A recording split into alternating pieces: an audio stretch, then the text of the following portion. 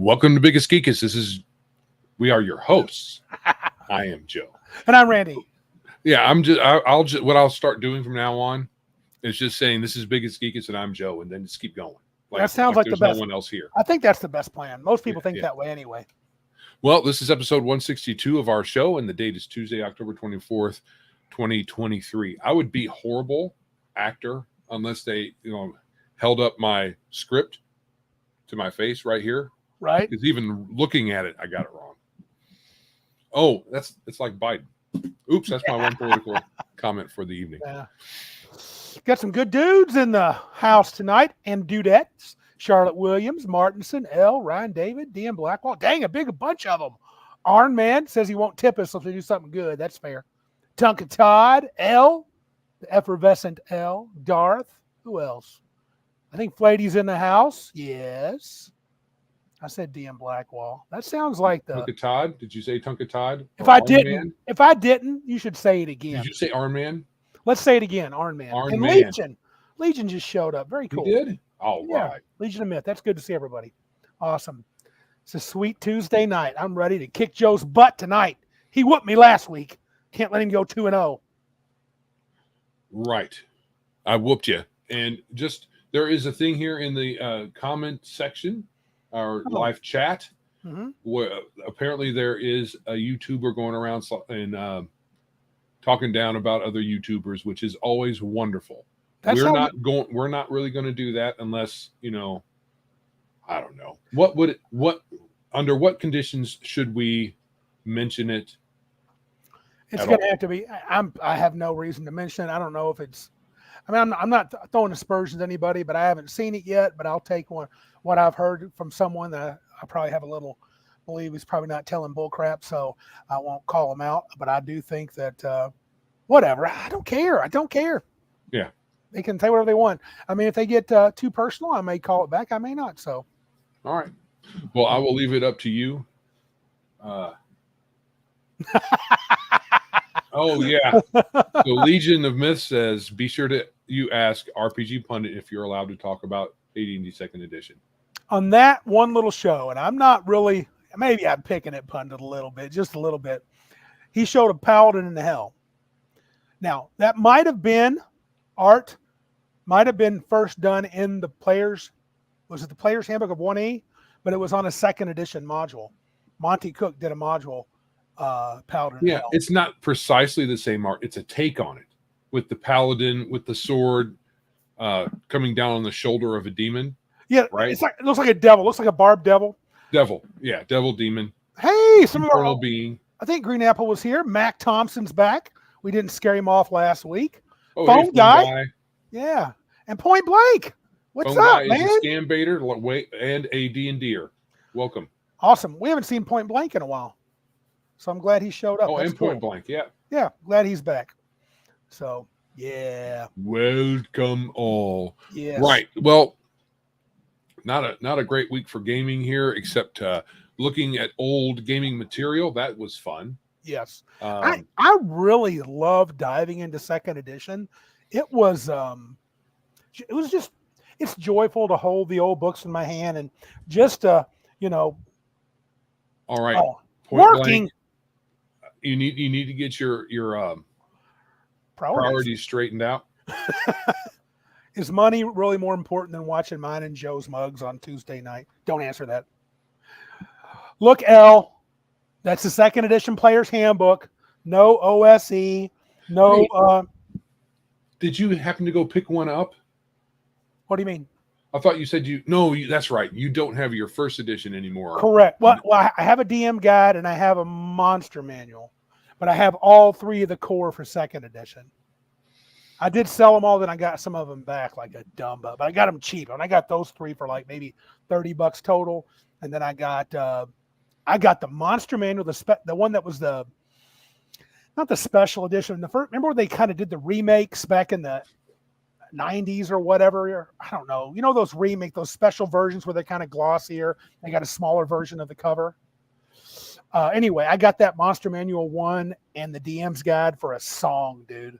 I couldn't get them again today. One guy gave me the Monster Manual 1, the Dragon Lance from 1st edition, and some module for $10.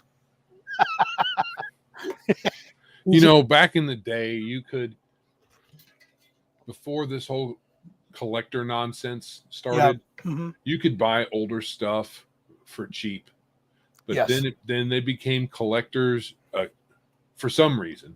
I still don't really get it, unless it's signed or this. Hey, Gary Gygax wiped his butt with this player's handbook one time, or some other kind of nonsense. I don't get it.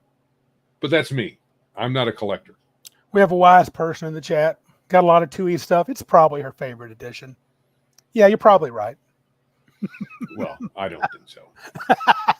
I will make some concessions, and the first one is that we getting into it right now. We're going to jump right into now. It. All right, dude. Come on. I don't think we have any other gaming stuff to talk about. Oh, I'm gaming this weekend. Is there? Okay, that's nothing that we should. And you might be gaming next weekend because who cares? Really? Good point. Doesn't matter.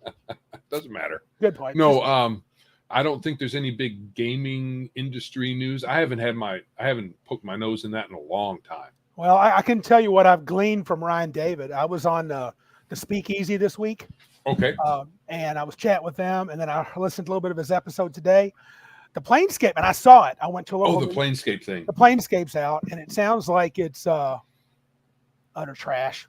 Is it everybody sitting around the campfire singing Kumbaya with the Illithids and the whatever else? I'm going on Ryan David's. I haven't read it. I saw it in the store for $140, and I said no. $145. Anyway, but apparently you can die when you're out in the plains, and you just respawn back. Well, Astral Spell was like that. Yeah, but I think all the time you do that. Oh. Just by default. Well, that's stupid. Mm-hmm. Yep. Okay, let's dive into it. Go ahead, Joe. You're the man. Let's all right, so battle. We have a battle royale. Not really. We're talking about edition wars between first edition and second edition. According to David Gwill at Shikaka67, which is Randy. Yes. Oh, you mean the hollowed skin suit Vapidware rehash that WotC is calling Planescape? Yes, I think most of us will agree. Even the folks that don't really care for Planescape would probably call it that as well. Right, so we are doing a 1E versus 2E AD&D edition war. Yep. One caveat is when this subject came up between us, it has come up several times. Yes, even back when we transitioned from first to second. Yep. Yes. No surgery involved. So our argument has morphed a little bit, but essentially it's at this point, if you had one edition to pick and then house rule it from there, where would you start? And I picked first, Randy picked second. Correct. And so it's not necessarily completely which one is better, but that element is in there. Yes. Bruce joined.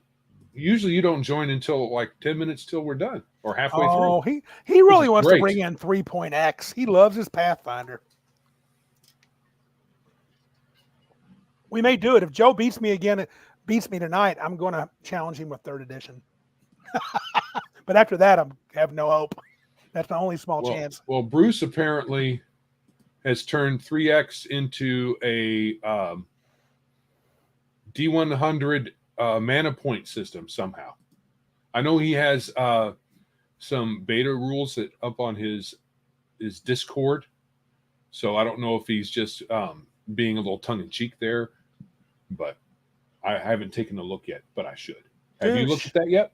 Which one? Say it again. The Bruce's beta stuff. I need to. I really want to. We need to play it too when he gets it done. I'm sure it's going to be boss. I believe that Charlotte Williams may be my sister from another mother.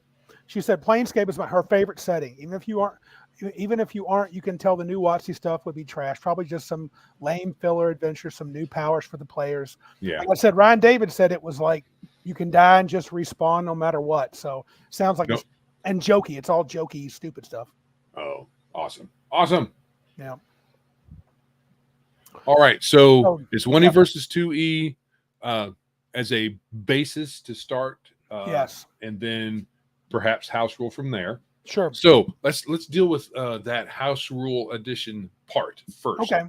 Okay. So for me, since second edition is essentially first edition with a few changes, I don't know why you would want to. If you're going to house rule it from a baseline, first edition would actually be a better, in my opinion, a better baseline, because all of the essential rules are in second edition. That's the game rules that you're running, like Thaco, how spells work.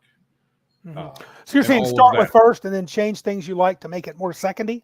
Oh, maybe you borrow stuff. Maybe if you like the thing that's better, I will say what I would do. Right. So if you're going to even do that, if you want to pull stuff from first into second, I don't see why you would do that. What do you mean? Well, because second edition has all the rules from first edition, pretty much. There's some pretty, I would say there's some moderately significant changes. Okay. So there's things like the experience point setup is quite broader. For a lot of people, it's no good. They did bring a little bit of more story stuff into it. You can award point with story. There's no more matrices. There's pure Thaco, which I know Thaco existed sort of in first in concept. In concept, but it was fully realized in second, even though it was mentioned in Rule Cyclopedia too. But I think that's an advantage. I think I like the setup of the clerics better. I do like the specialty priests in the player's handbook, not so much in the Forgotten Realms. They're a little OP. I like the fact that I think every class was capped to 10 hit dice instead of having all the wonky so many hit dice here and there. They did ditch the barbarian and the assassin and the cavalier and the half orc. They were all and the barbarian. And the barbarian. They were all tossed, which I don't think the assassin was a big loss. I'm really not sure the half orc was a big loss. The monk, as crappy as the monk was, I would say it's also not a big loss. Cavalier was kind of cool, but not really net. See, I don't feel like it's a big loss. I didn't think it was. Barbarian's kind of the only one that I kind of dislike. I didn't like losing.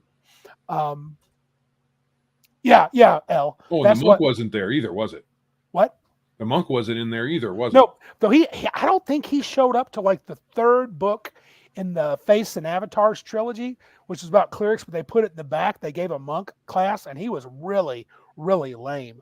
And the bard got a big change, and the ranger got a big change. Well, the bard sucks. I don't like the first edition bard. I know Legion of Mist probably going to lose his mind, but holy crap, dude! What was it? How many different classes did you have to get? You had to dual class through 2 classes, and then, well, I guess 3 when you picked up bard. So that means there's only human bards. Yeah, Mac Thompson said he thought the assassin was a huge loss. We didn't have too many people that played assassins. They were kind of an NPC class mostly. And this is a question Joe and I was debating. He said, wasn't Ravenloft 1E? The Adventure I6 was 1E, but I feel like the actual setting, the Domains of Dread, was 2E. So I don't know. I just didn't like which that's a big bonus too. This is why this is the one thing that makes the bard in second edition trash. Mm-hmm. They can't wear armor when they're casting spells. Yeah. Unless you're, I don't know if elves can be bards. I didn't look at the level limits and the class limits. The level limits were increased. I like that. I don't like a bunch of second level elves and stuff. Charlotte, once again, to the rescue. She said the original adventure, Ravenloft I6 was 1E, 2E was the setting. That's what I thought.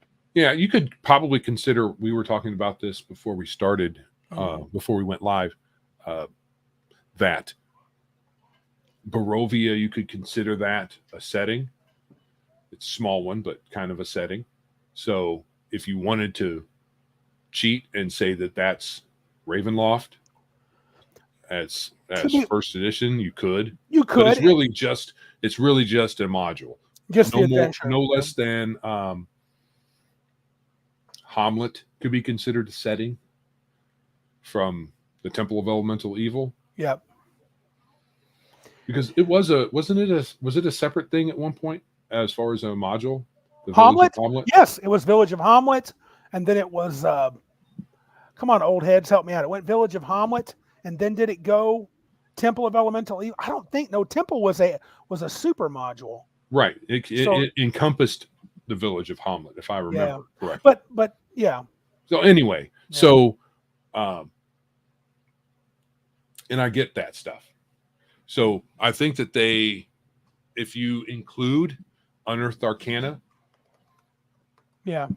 then I think if you just say Player's Handbook, then I can say it's really fair about your level limits. They're really restrictive. But Unearthed Arcana expands those, but you have to have super high stats, like 16s and higher in a game that doesn't really give you a way to have those unless you roll them and then have a generous DM. You're never going to get in the 20s unless you have something special. Well, something I was looking at, maybe folks can help me out. I didn't get to it. Whenever if you get +1 to con as a dwarf, could you start out with a 19 in second edition? Yeah, I don't know that off the top of my head. Because they had stats through 25. But it's kind of colored blue. It's colored blue. Which is really not for PCs in general. All that stuff appeared in Deities and Demigods originally. Yes. Legends and Lore. Early on. All of those 20, above 18, all that above 18 section. But they haven't. That's in Player's Handbook too, though. That's in second edition. They just put it in there. Yeah, and you could find all that information for first edition, but it was in the Gods book because apparently that's just for the gods. And I guess giants. Yeah. Because especially the strength. Right. And the racial limits were raised for the classes, which is kind of good. Right, Bruce. You could get that 19 Constitution, but to get the sweet bonus, you have to be a fighter type, and they're hugely limited as fighters in first edition. They're more considered sneaky types in first edition than they are warrior types. Yes, and I think that carries over into second edition. I think the fighter levels are still lower than the thief. I could be wrong. Thief and assassin, or thief because there are no assassins. Give me a second here. Racial ability adjustments. I'm trying to find that. I was trying to find that chart. It should be before the races and the classes. That's the way it was in the 1E book. They had a page with that and the racial animosity chart. Yeah, I actually kind of like that one. Yeah. They have racial abilities. They had minimums and maximums. But I don't see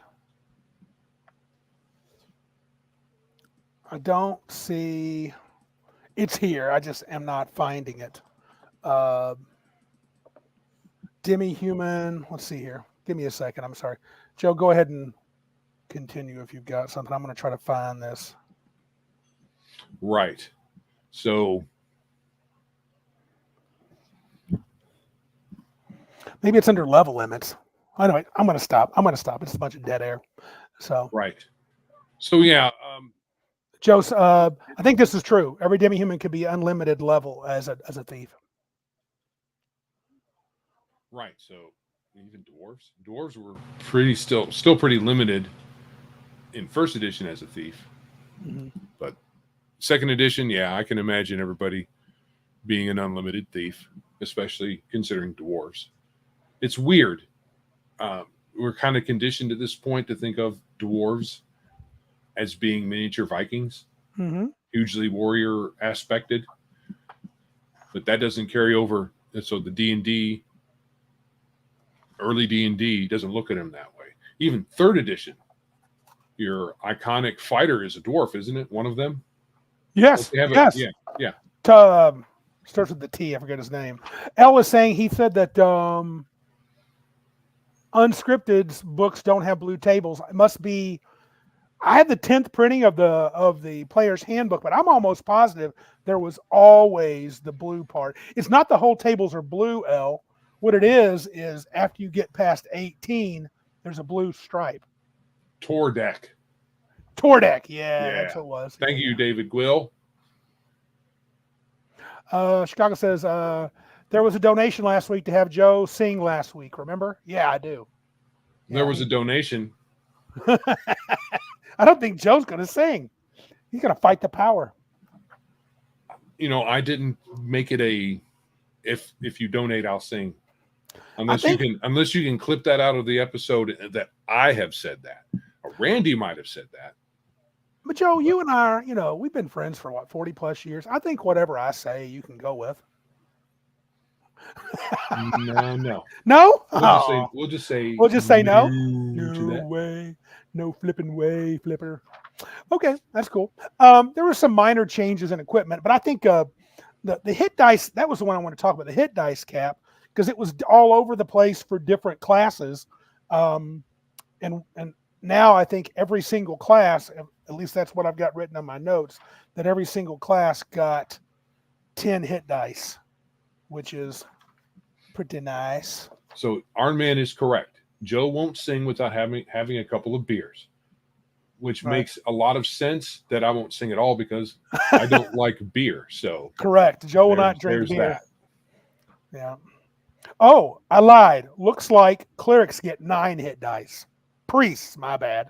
I also liked how they had groups. Are you sure that wizards also start at 10? Because they used to have 11. Right. But of course they'll limit it at 10 because screw wizards. Well, of course, that's the best thing about second edition. Is the wizards got hosed like big losers that they are. I didn't care for them not putting things in alphabetical order for the groups. Yeah, they got 10, but the clerics only got 9. That's so weird. Clerics. Rangers got a few. It literally doesn't tell me. Oh, they're under fighter. They only got 9. So you're wrong. You're wrong. I'm actually wrong. So it's just as What dumb. about druids? Druids, I think, were not capped in levels. Druids used to have hit dice all the way to their last level, like monks. Yes, but druids now are like the priestly priests. They stop at 9, then they go +2 per level. But they can go to 20th level or higher if you are so motivated. Dude, boatloads of spells though. Lots of spells. Usually they're useless, but lots of spells. Lots of spells up to 7th level, and they stopped. There were some similarities in the Unearthed Arcana. That's where you first saw Hierophant druids, unless it started in a Dragon Magazine article. Yeah, who knows? But they stopped their spell advancement at 16th level or 15th level in both. So there's still some similarities, but in the Unearthed Arcana, Hierophants go to 23rd. There are, how many is that? Like 8 levels of Hierophants, whereas I think in 2nd edition there's only 4 or 5. Yeah. Oh, back to the song real quick. Ironcaster says, make a song about why the monk is the best class. That's not possible because it's never been in any edition of the game. Conceptually, I loved the monk from 1st edition, but they had this odd idea of balance. They just had odd ideas. At first level, a monk's defenses, hit points, and their damage output absolutely made no sense. You do almost no damage, you're going to get hit all the time, and you have no hit points. Right. And you're pretty much, monks are supposed to be like a frontline fighter. They're supposed to go up there and hit people with their fists. Could they eventually become magic hands? Yeah, if you live that long. Okay, I didn't know. Legion brought up some level limits. 2E level limit Steve. Is this in the DM's guide, Legion? Dwarf 12, Elf 12, Gnome 13, Half Elf 12, Half Elf 15. Considering most people quit at 6th level, yeah, that's probably plenty good. Right, which has always been a bone of contention with me. That especially if you never get past the low levels, if you like the low level area, right, then the only advantage humans have is that they can be any class. And at that level, that's pretty much not much of a advantage character for character. Yes. Overall, racially speaking, maybe, but character for character, low level demi-humans are better. Dude, listen to this. Elves right out the gate could be 15th level mages. That's what they called the wizard was the grouping. There was a wizard, priest, then underneath that was mages and specialists. They could be 15th level mages, 15th level rangers, and 12 and everything else. Well, they couldn't, for some reason, they couldn't be a bard, and they couldn't, which is weird, a druid. Oh, because they're optional They put classes. those level limits in the DMG and not the player's handbook. You players don't need to know stuff.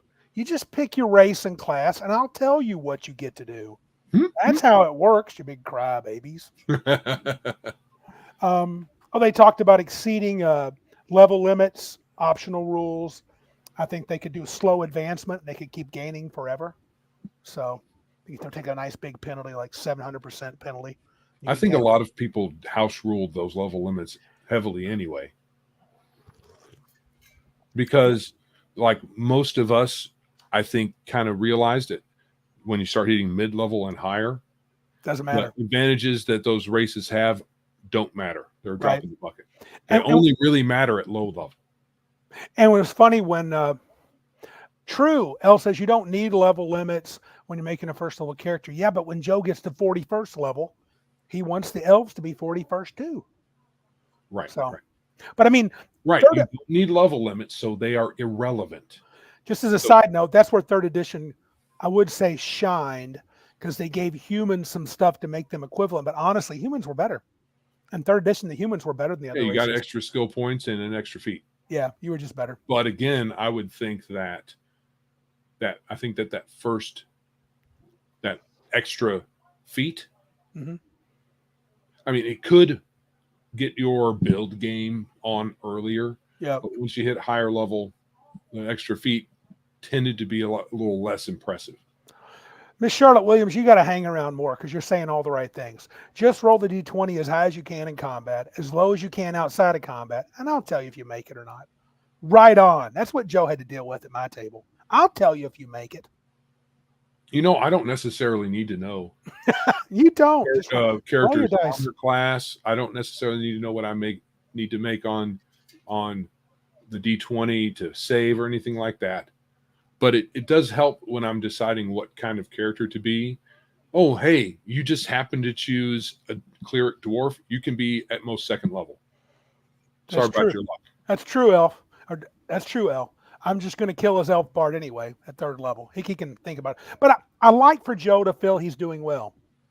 I like, look, you can be 20th level bard. I want to kill you at third level, but that's all good.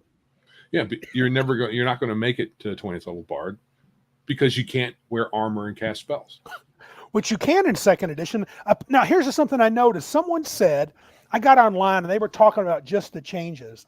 They said that I don't think you can do that in first edition either. I didn't either, but they said like you can no longer multi-classed magic user fighters can no longer use armor. But I think Elven Chain was something you could wear and cast spells in.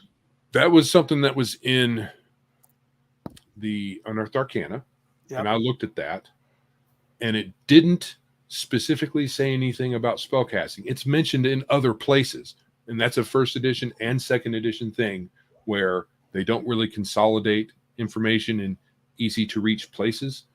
It's spread across your books, and you think to yourself, "Hey, I read this somewhere that Elven Chain, elves used to be able to just wear whatever armor and cast spells, but they created this Elven Chain or Elfin Chain, spelled with an F.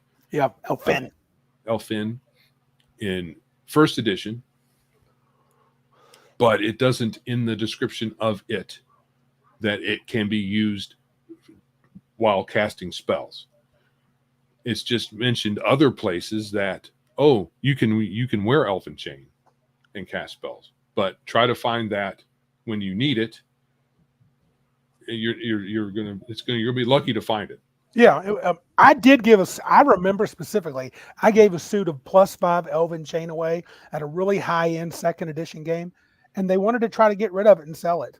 No one wanted it, but they all had really powerful armor, and they were mostly warrior types. Armin makes a good point. If a fighter matches you can't cast wearing armor, that's a hell of an XP hit just to swing a sword. I agree.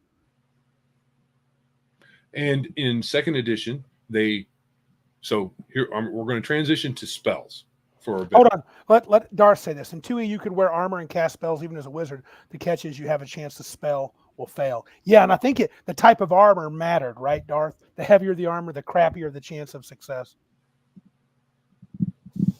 Yeah. I would look that one up because it was always. That sounds like third edition. It could be a first edition thing that we carried over to second edition, in our heads and just didn't even consider using it. So before we go to spells, let's clarify. The main thing is that wizards didn't have training. Yes. It wasn't one of their proficiencies. Yeah.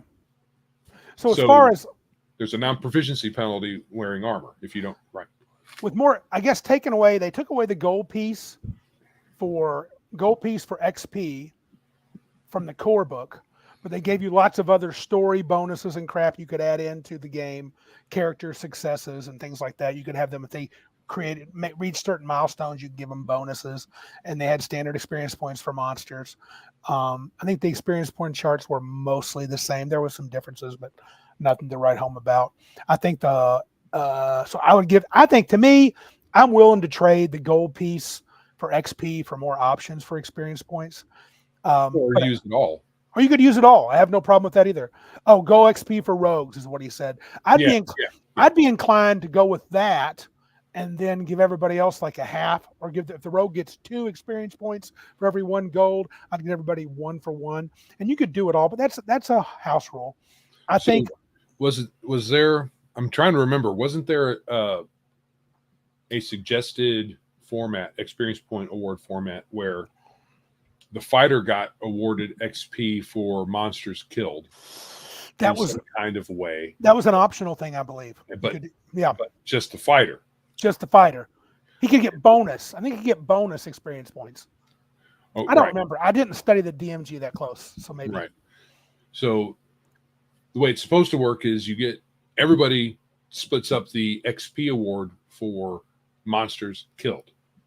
And that was in first edition as well. Yeah. But you had the additional XP for gold. Yeah. And your treasure, I think magic items included, you lumped it all together as an XP value and gold value, and then you got XP based on that, if I'm remembering correctly. Yeah. Maybe not the gold magic items, but definitely the coin and stuff that's just worth X amount of gold. Yeah, and David Will said that was bonus XP for killing monsters for fighters. Wizards got bonus XP for casting spells. So doing what you're supposed to do, which is kind of a weird way to keep track of things. I mean, that's too grand. Detrimental to the wizard in early levels, because when you're a first level wizard, you can only cast 1 spell, and you don't get XP you don't get any bonus XP for the other stuff. Whereas the fighter will go up much more rapidly because they're going to be able to kill more monsters because your sword never runs out of juice.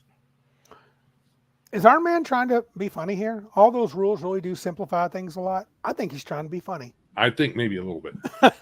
But so I think with the racial level limits creeped up. Now I will say this. I know you want to get. I'll let you get to spells. I'll come back to Sure. I have some other comments. I think 2E's got an edge here. I think he's got an edge. Go ahead. All right. So spells in general and magic in general got a bit nerfed. Yes. Because of caster level limits. They weren't all capped at 20th level. Some were capped at 10. Yeah. But there were some spells that got changed around so that 10th level cap encompassed perhaps what they would have gotten over 20 levels. Burning Hands being the one example I saw for sure. Okay. Because in first edition, it's 1 hit point per caster level, no limit. Okay. In second edition, it's a D3 plus 1 per, or no, it's a D3 plus 2 per caster level up to 10th level. So up to plus 20 hit points. So you're, as a lower level caster, it did a bit more damage. So it was perhaps a tiny bit more, there was a tiny bit more utility to it because you could affect multiple opponents and get comparable damage with magic missile. However, there was a save for half. In first edition, there was no save. Oh, there was save for half in Burning Hands too? For second edition, but not first. Oh, okay. There was no save. One hit point per level, no save. Delayed Blast Fireball, it said it wasn't that great. It says the spell creates a fireball with a +1 bonus to each of its dice of damage. In other I respects, never thought Delayed Blast Fireball was worth memorizing. well, it was really garbage in second because it was the same as Fireball, but it gave you +1 bonus to each dice. So 10d6 plus 10. I mean, that's lame. It is. Yeah. Now Meteor Swarm, which is always, that's an in-game spell, but let's take a look at that guy. I thought Meteor Swarm stayed pretty good throughout every version of the game for the most part. Now, there were some spells that were expanded a little bit, made a little bit better, but then there were some spells that were dinged. Like you could, in first edition, you could have the armor spell up, which in third edition became mage armor, but armor and shield, you could have both up. Yep. Second edition, you couldn't. Oh, you had to choose. You had to choose one over the other, which they were both of a minor change, a minor bonus. Could shield still absorb magic missiles? Yeah. So that's to me kind of a weird. Okay, hold on. Legion is talking about how is that lame for a 7th level spell. It's if you're saying for a 7th level spell, say it does 10d6, which would be 35. Okay, that's at 10th level. That's okay. Delayed Blast Fireball's poop though, dude. Because you're going to be 45 damage at 13th level. Nah, it's not that great. Yeah, there's a lot of other 7th level spells you'd rather have than Delayed Blast. I guess you could say it's kind of like a grenade. You could use it and then hold it off for a little while, but it's not that. I don't think the delay is that long. Yeah. So, yeah, I always thought it was. Thought it was stupid. Bruce is backing you up. This is something I didn't like. In second edition, Wizards woke up and had to memorize my spells for over 8 hours. Sometimes, wasn't there a formula? Was it first or I think it was second, where you could take, if you counted all your spells, it would take you 24 hours to memorize them. I think it was more expensive to make scrolls too. Yeah. Or Wizards and money in second edition was, you always had a hole in your pocket. Oh, so it would be plus 10. It would be 10d6 plus 10 damage to everyone. It's not that great. Not for 7th level spell.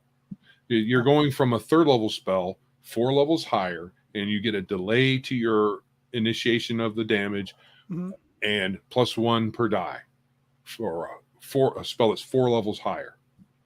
Okay. When you could be doing, let's just talk about some other 7th level spells. Sure. Just for comparison. Yep. I'll grab mine. I got 7th level spells looking at you right now. Reverse Gravity, that was boss. I agree. Spell Teleport Without Error. Prismatic Spray, dude. Prismatic Spray. Yeah, Prismatic Spray beats Delayed Blast Fireball every day. Yeah. Any creature and their effect will be touched by one or more of the Disintegrate is a 6th level spell. Oh, yes. So much better. Saver, suck it. Mass invisibility. Now, I'm going to say Mordenkainen Sword is probably stupid because Wizards swinging swords in just about every edition of the game is dumb. Power Word Stun. Vanish. There's so many good things here. To be fair, Prismatic Spray is not all that awesome. Though the saves are a lot of savers suck. So Prismatic Spray to answer Legions to compare AoE to AoE. All right. We'll compare Prismatic Spray. We're comparing spell level to spell level. But AoE matters too. Yeah, a little bit, but it's still a 7th level spell. It's a 7th level spell. It should be comparable to other 7th level spells.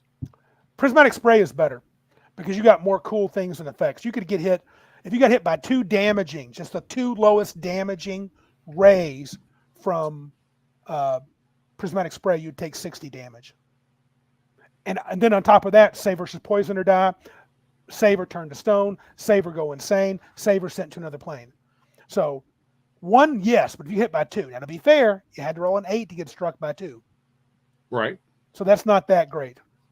Its average would be, I have to calculate it. It'd be a expected value. So 1 But 8 times each a lot one. of those send you other planes and do all kinds of other stuff to you, not just damage. The damage is paltry. You never did prismatic anything for the damage, unless it was prismatic sphere when you got hit by all of them. But And chain then the damage is chain okay. lightning. That's a lower level spell. That was better. Yeah. So as a 7th level spell, it stinks. If they would have made that a fifth level or version of Fireball, then it wouldn't be. Then it would be fine. But at 7th level, it's kind of dumb. I think 7th level's a little high. Legion said a minute ago he was trying to help us out with the spell level. He said it was 10 minutes per spell level. Now, does that mean if you had 5 first level spells, it took you only 10 minutes or 50 minutes? Was it 10 minutes per spell level per spell, or just 10 minutes per spell level? If it was 10 minutes per spell level, well, it's still pretty significant. Yeah, So because that's still every spell. 10, 20, 30, 40, 50. That could get pretty long. So, no, wow. 2.5 hours if you're casting 5th level spells. Well, not too bad, but Yeah, your Goblin Horde is going to get wiped out by a Fireball, just as much as a delayed Fireball. And no 13th level party is going to be casting fireballs on goblins. They're going to send the 2 fighters up there and they're going to wreck them. Also, I think that the delay part might. I think delayed blast Fireball would be good on a scroll, because the key thing about the delayed blast Fireball is that you can cast it and hold it for a while. So when is that going to be worthwhile? You're not going to just hold it for an extra point of damage per die. That's kind of not that big a deal. It's really the delay part, which is basically a grenade, and who knows when that's going to be even worthwhile having. So if the utility for it is fine, but it's better on a scroll than in your memorized slot, in my opinion. Legion says they will cast DBF, Delayed Blast Fireball, on slots. I don't know why slots would do that. Sup, One Magic Bean, my man, my dungeon master, Mr. Troika. All right. Sorry, Gandalf. Joe says your sword is dumb. Yeah. No, it's not, because that's not D&D. That's Lord of the Rings, and Gandalf wasn't just a wizard. Gandalf was pretty much an angelic being in human form. Yeah, most wizards can't swing a sword like Gandalf could. But in D&D, a wizard swinging a sword is dumb, because they can't hit anything. You could get Tensor's transformation rolling. Maybe it's not too bad. There's combos.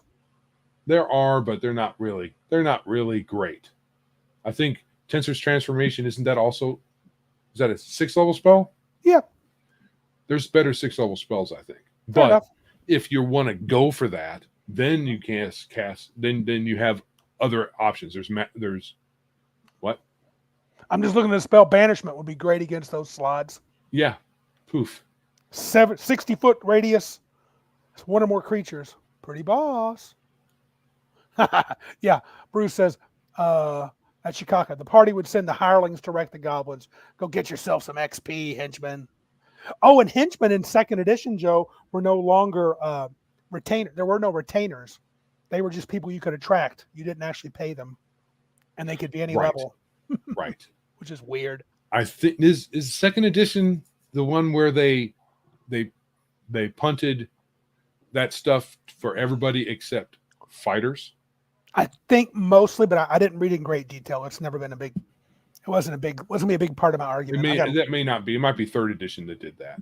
They even punted for the fighters. The only ones that really attracted anybody were the folks that picked in 3rd edition. They picked the feat leadership. In 1st edition, what was the damage on Delayed Blast Fireball? Was it D8? In 1st edition, in 1st edition, what was the damage of Delayed Blast Fireball? I will look it up. I think it's D6 per I don't think there was a hit die limit though. There wasn't a level cap for it. So that's 7th level magic user.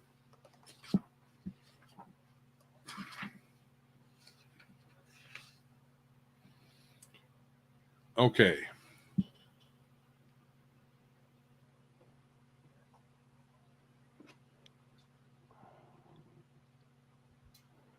So in this, it's 1 to 50 segments, a 10th of to 5 rounds, up to 5 rounds. So that's why in first edition, delayed blast was pretty much you delayed its release for 5 rounds. Big deal.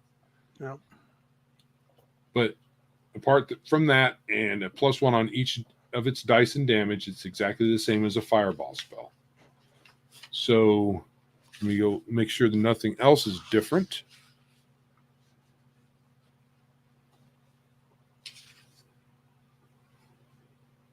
Yes, Dar says you didn't get them until you built a stronghold at 9th level, and Wizards didn't get any followers for building a tower. Yes. Because Wizards are weak and they deserve to be screwed over. Yeah, screw the Wizard. Okay. Yeah, so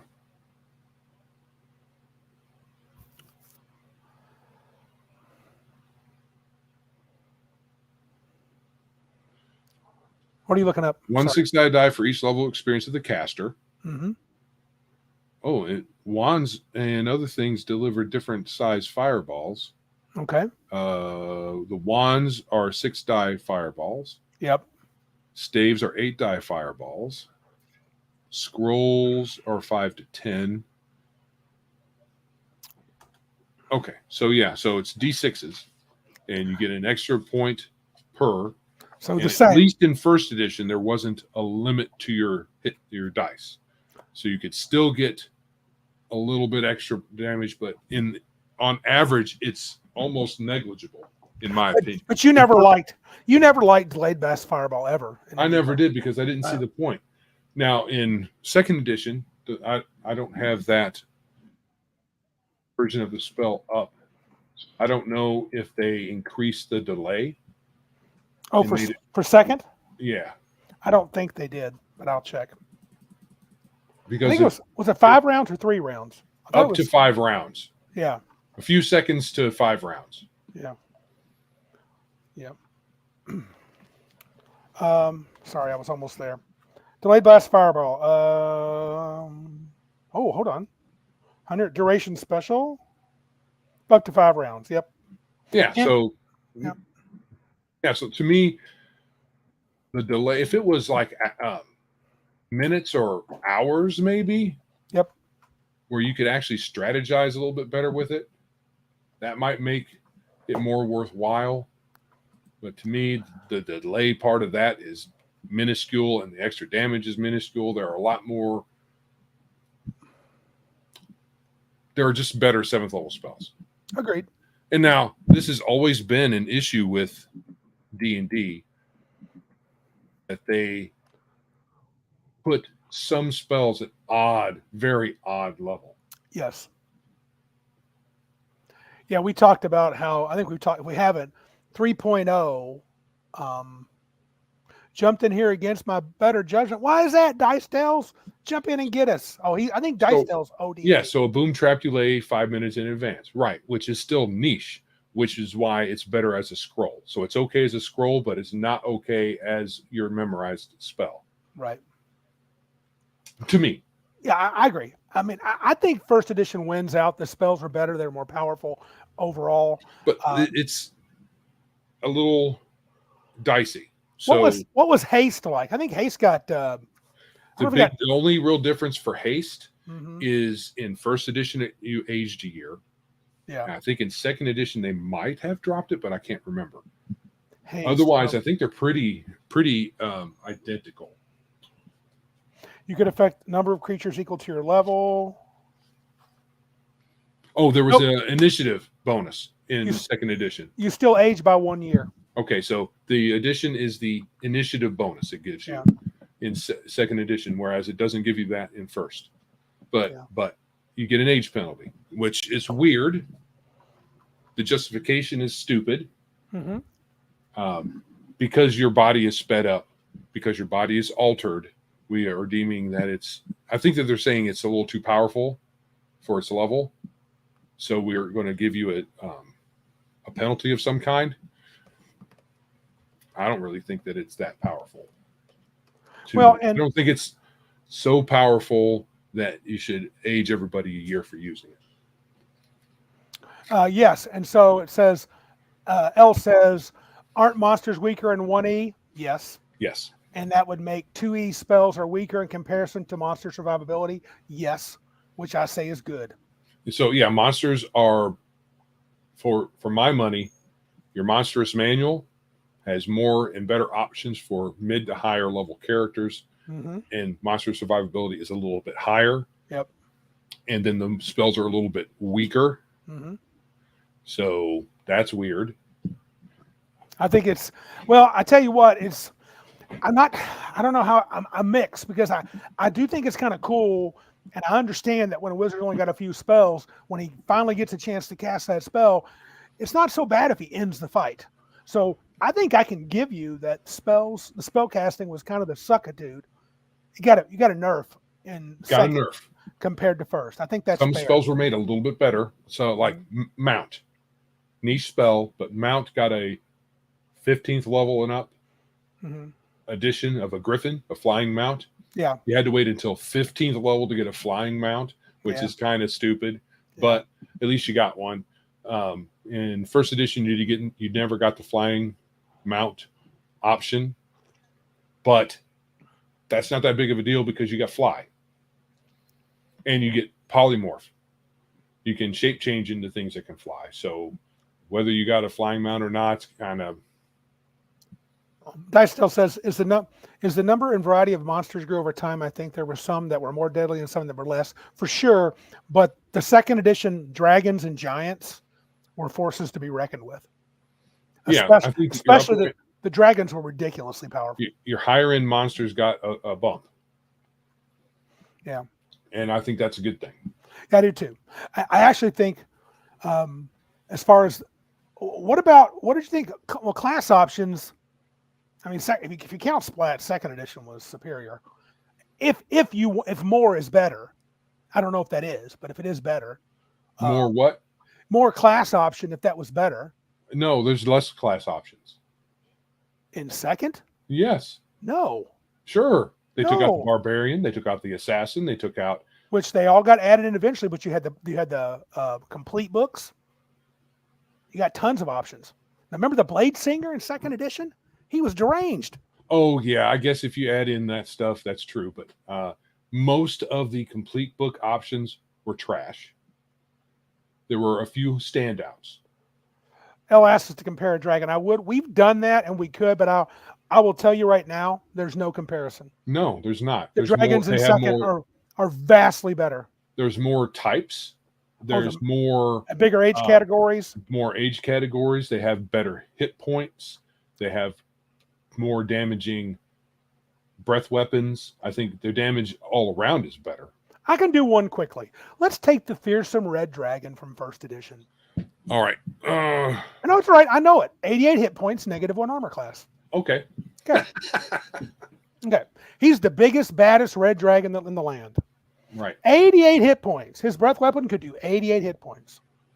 Whereas my boy from second edition had a base -3. If you're going to allow me to be the toughest, go with a -11. How about that? And how about we go with how many hit dice this homeboy had? He started a base of 15, so it's going to be like 20, 30 something. His breath weapon was 24 D10 plus 12. Suck it, dude. Yeah. I'm not talking to L. I'm talking to Suck It, dude, first edition. There's no comparison. How many hit dice did that Great Worm have? Give me a second. I got to go back to the original chart. Hit dice. If he's going to have 23. Oh. But he's going to be called. They had a special name because they added ranks. Even if I stopped at 8, if I made a second edition 8 old dragon versus an ancient dragon in first, the old is going to have 19 hit dice, where the other one had 11. Mm-hmm. He's going to breathe for 16 D10 plus 8. Yeah. So that's 88 average, not all the time, average. And he had 40% magic resistance, which in second edition was static magic resistance. No matter what level you are, suck it. I got a 4% chance of telling you I'm not even making a saving throw. How you like that? So the dragons there was no comparison. I was giddy when I first read the dragons. I was like, oh my God, this is what I've wanted. The dragons. I kind of ignored all the kits because I got a couple of the books, looked at the kits and said, yuck, and just said, nah, I don't care about the kits because they all pretty much suck. Yes, I agree. That base is modified by age. Yes, I had to get back to that. I agree. He's just 23 hit dice is from the 15 base at the maximum. Yeah. So yeah, dragons are tougher in second edition, and that was one of the things that was talked about. Dragons are dragons in second edition. They're no longer just pushed around by high level fighters who can do that, or high level parties who can do 80 plus hit points of damage to a dragon. I mean, you could, through skillful play, perhaps extend that out some. Yeah. But when you do a side-by-side comparison, the classes and their damage output in second edition was about the same. Well, and I say good, because the dragons were lame. Right. So you have samey characters versus better monsters. Good. You get a bit more options. Yeah. Let's look at devils. Like I can think the Pit Fiend, what was the demons were type 6, right? The type 6 demon was what became the Baylor. It was even called the Baylor. That was one of the names in the parentheses. But let me see if I can find. Sorry, they changed them to Tanari and Beatazu. I know everybody hated that, but I thought it was fun. I had no problem with it. The reasoning. It's not the names themselves. No. They were just, The reasoning's dumb. The name's fine. The Baylor in second edition had a -8 armor class. I think it was -6 to be fair in first edition. But I think he exploded for like a big fireball damage when he died too. But that might have been the same. But the dragons were big. Yeah. Yeah. Yeah. It did have Pit Fiend in 1E, but I think the Baylor, which was the type 6 demon, I think that was the devil. Correct. Pit Fiend's a devil. The demon was the type 6, and I think in parentheses it said Baylor. I could be wrong. In first edition, the big hitters were Pit Fiend and your type 6 or Baylor. Those are your heavy hitters from the Infernal Realms. Apart from your major demons and your what were the devil, the hierarchy, the higher up devils like Asmodeus? What were they called? Archdevils. Archdevils. So your archdevils and your demon lords, they were tougher, except Loth. Yeah, she was weak, but she got better in second. And all those classes you lost, they came back. I believe the assassin came back in the Thieves Handbook. The barbarian, Charlotte Williams pointed out, the barbarian came back in the Fighter's Handbook, I believe. And the truth is, the barbarian was now that I think about it, I'm remembering it. The barbarian was dumb in first edition. There was a little bit of a we don't like. I think by 6th or 7th level, they couldn't adventure at all with any kind of spellcasters except clerics. No, they had to be higher. They had to be at least second or third to do it. Is that what it was? Yeah. So if you had a wizard, you can't be in the party. Piss off, or don't cast any spells, or I'll choke you. Or you trick the barbarian. Yeah, you got to pull B.A. Baracus on him. Right, and he had a lot of different. I think the barbarian had probably the most abilities out of all the character classes. Had a ton of abilities, and most of them you didn't really think about. But didn't he need like 6,000 experience points to get to? Yeah, lots of experience. Lots of experience. People would say that was fair. I don't know, maybe. Well, some editions they had barbarians that had to destroy magic items to gain experience. So yeah, there were some dumb things about it. So yeah, and with the kits for second edition, there was millions of combinations probably, but 90% of them were trash. That's true. There was usually only one or two that were. 90% of them were just flavor. and they were weak. Then some were stupidly great, like I told you the Blade Singer, and what else was really good? There were a lot of trading role-playing penalties for character advantages type things going on with those kits. Yeah, if I remember correctly. Yeah, but I think also we may transition to the DM stuff. I do think that magic items. I think were they mostly a wash? Did you notice anything massively different? Like DM side, I'm not familiar with because I mostly play. And level advancement, class options. I mean, there were tons of options in second. I don't think first could match it. I would say, yeah. But I think the magic nerf from first to second, I think that's a big deal for me. There's a lot of options in second edition, but most of them are I don't care about. I think you were. I don't think you were that far from average. I think a lot of people. The staff. Oh yeah, how about the staff? Says L. Let's check that out. Why don't you check Magi and I'll check Magi too. I don't think it's called Wizardry L in second edition. I don't think it is in first either. But there is a staff of the Magi. It might have been something dumb like made an artifact or something, but I could be wrong. Maybe that's fifth edition. That's a good point. I did like that staff of wizardry, but I think it was the same as the staff of the Magi. Staff. Stave is, I think. Well, see, the staff of the Magi in first edition was a relic or an artifact, though. It wasn't just a regular magic item. In first edition? I believe so. Oh. Where do they relegate? Holy crap, dude. Wand of Orcus. Oh, now the DM guide from first edition was no doubt better. 100%. Staves.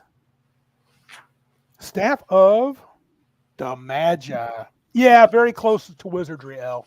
I don't see a whole lot of differences. Whirlwind, Conjure Elemental Plane, Travel, Telekinesis. I don't see the striking ability, though.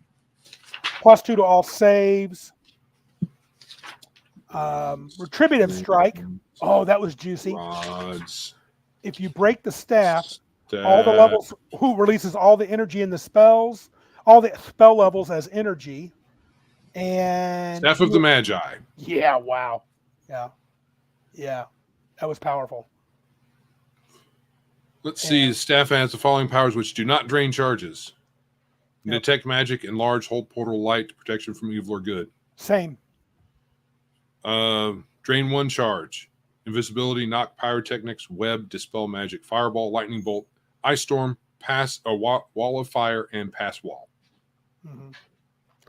Would have from 20 to 25 charges.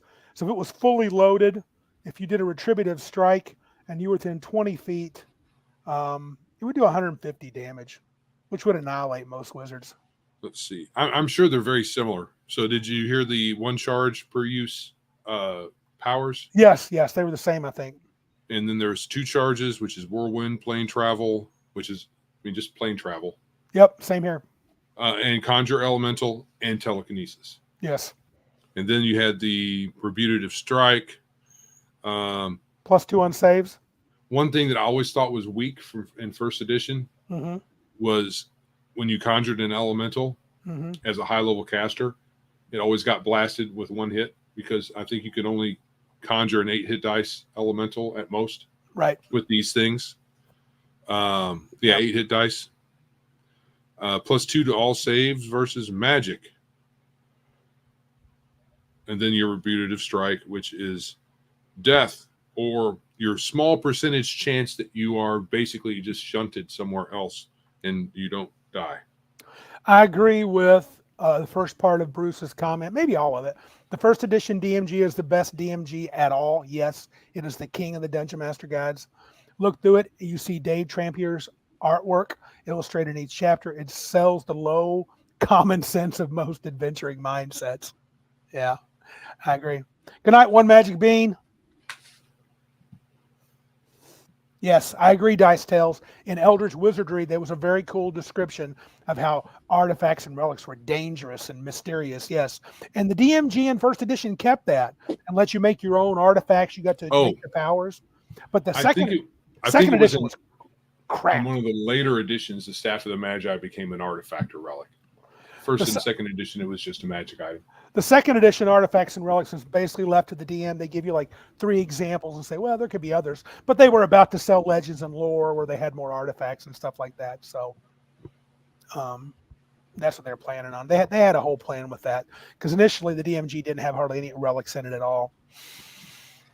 But so I would say, for my money, the DMG or the DM's side, not necessarily the DMG, but the DM's side of the house, your books in second edition, your core books for sure, have a better layout and are slightly better organized. I think all the editions had issues with editing, for sure, crappy indexes or indices, and all of those kinds of things, which have plagued RPG books forever.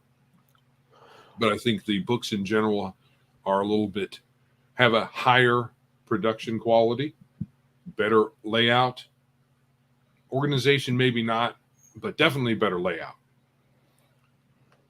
As far as having challenging adventures, the DM is better off in second edition because you don't run out of challenges just based on the books that you get.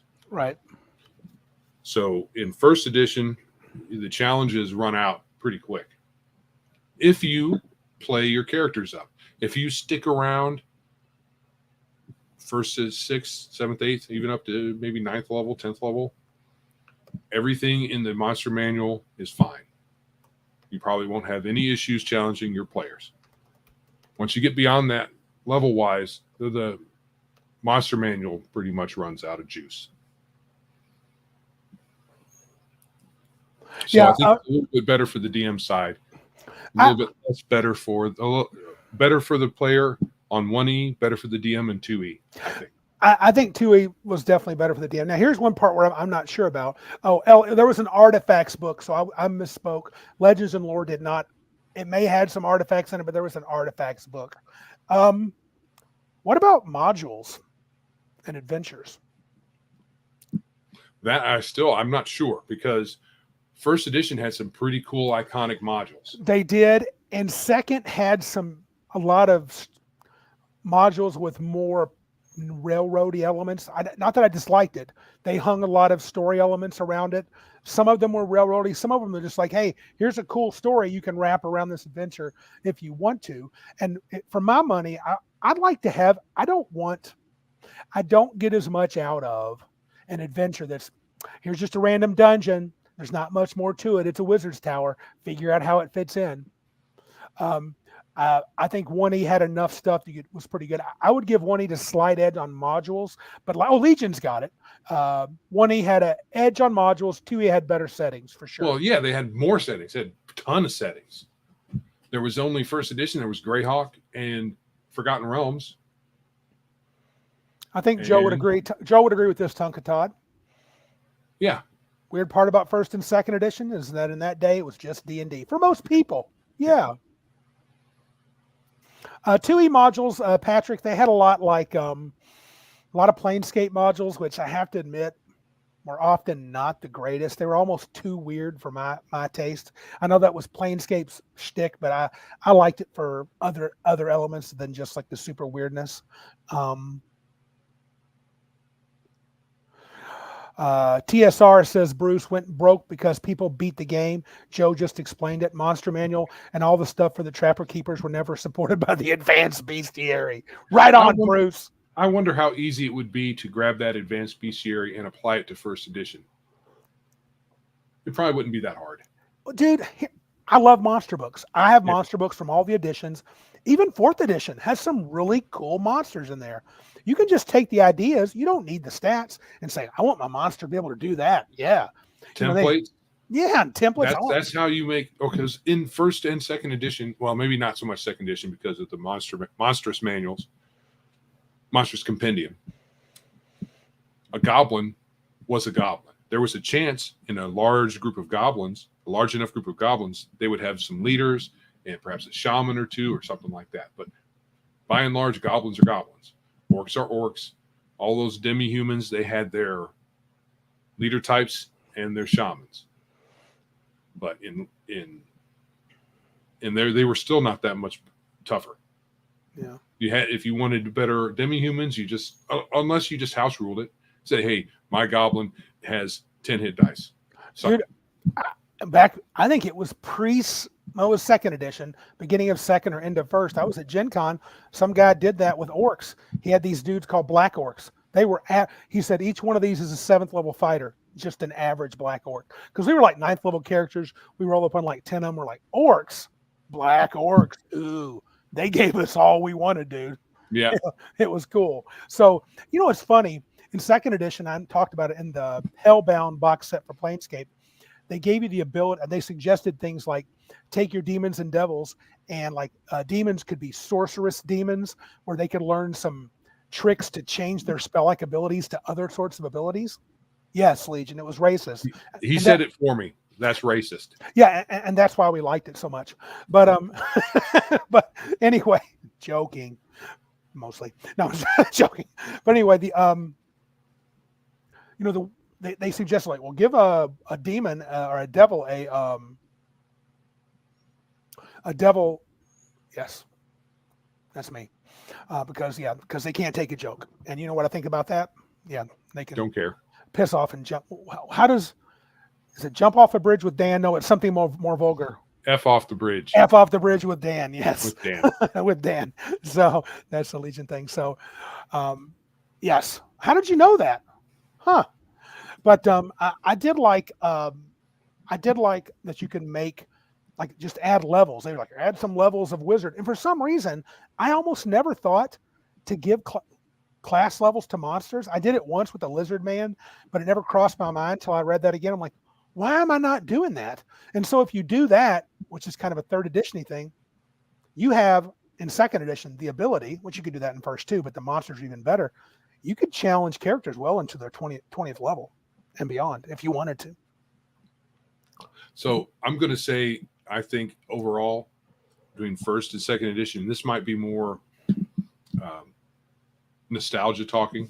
Yeah. But to me, when the game transitioned to second edition, mm-hmm. apart from the Four Horsemen, yeah, the game became more, in my opinion, bland. Really? Yeah, I think there was a blanding element to second edition. It made it not as much as third edition, mm-hmm. but in second edition they were trying to attract a wider audience, and they were trying to through the settings satisfy some of those weirdos out there who didn't want the evil in the game, so they had to take out demons and devils and assassins and things. Okay, fair enough to start with. Yeah. And even though Psionics was weird, even though monks were kind of weird, and you had to hide behind somebody's coattail for a few levels if you really wanted to survive as a monk, they made the game, the wonkiness that they provided for the game made it something different than second edition. So I was talking about rough areas mm-hmm. last week, where in the earlier editions of the game, there are more rough areas between certain elements of the game that the DM and the players kind of work out at the table mm-hmm. in your setting and between each other. Sure. So, starting with second edition, they tried to get rid. I think that they were getting rid of those. Maybe not. They weren't doing it consciously, not in the way I conceive of the rough parts, but they were doing that, and I think that made the game a bit more bland.